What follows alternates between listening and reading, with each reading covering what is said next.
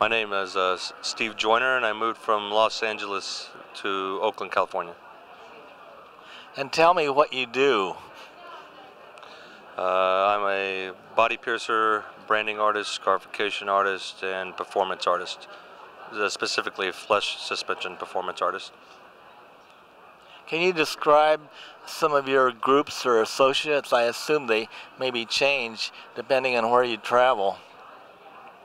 I was initially with Traumatic Stress Discipline, better known as TSD, out of Dallas, Texas for 5 years.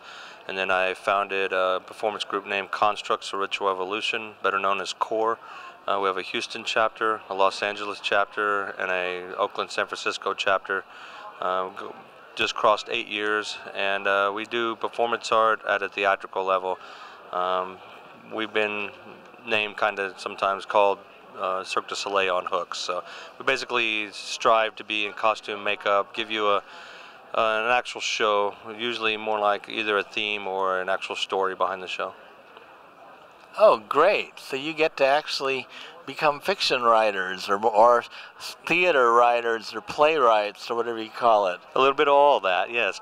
Theater, playwrights, and a fiction all together. So we don't actually do try to mock any ceremonies or rituals that are from different cultures, but we do we're derived from those different cultures, and we do use them as education. And a lot of people in society are not familiar with any history of what goes on with suspension, so we don't use it necessarily just to shock. We're not about that at all. Shocking's easy. Taking something that is shocking, making it beautiful, but then also educating it.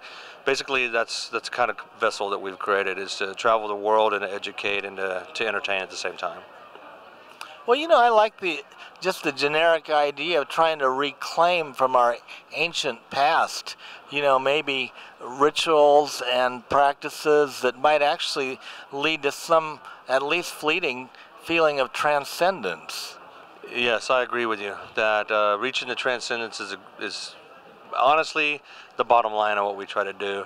For many years we used to perform on stage, and we'd have kind of a visible line at the edge of the stage, and that invisible line kind of separated us from the audience, and it was a little bit of arrogance, honestly, and it wasn't meant to be, but it was kind of, this is our energy, this is our world, and you're paying to see it.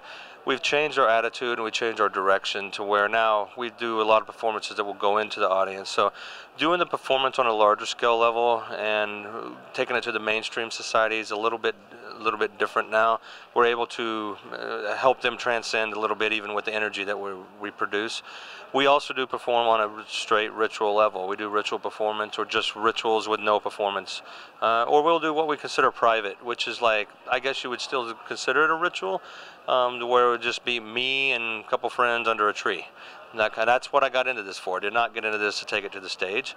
I ended up joining TSD to try to reach my goals, which were, I'm Native American. I was raised doing ceremonies, but we didn't do flesh suspension stuff. We did flesh offerings, and the adults did anyhow.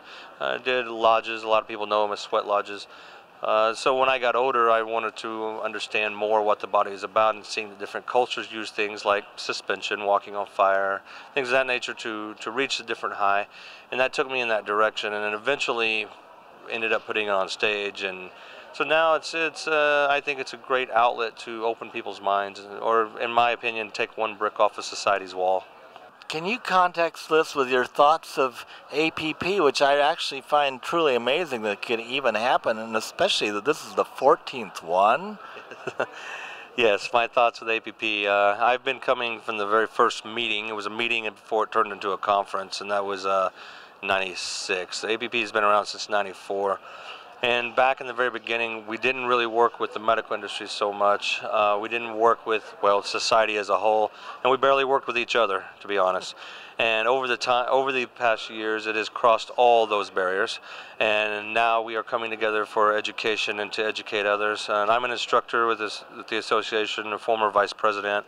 And I work with legislation. I created a legislative committee back in '99, and ever since we've worked tremendously with legislation. Myself, 24 different states and 4 different countries, we have figured out how to play the political game, and it is a game to understand different language that they use and how to write laws and so forth. But this is what we got into it to help benefit us, not only to help us make safe and health, but to be able to do it legally, so that people are scared and don't understand, try to make laws around something they don't understand.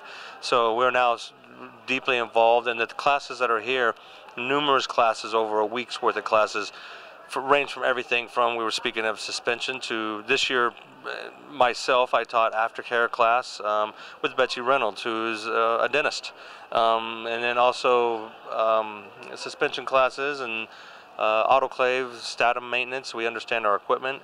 These are just some three. These are 3 of the classes out of probably at least 20 classes that are taught this year, with everything from doctors to the standard practitioner.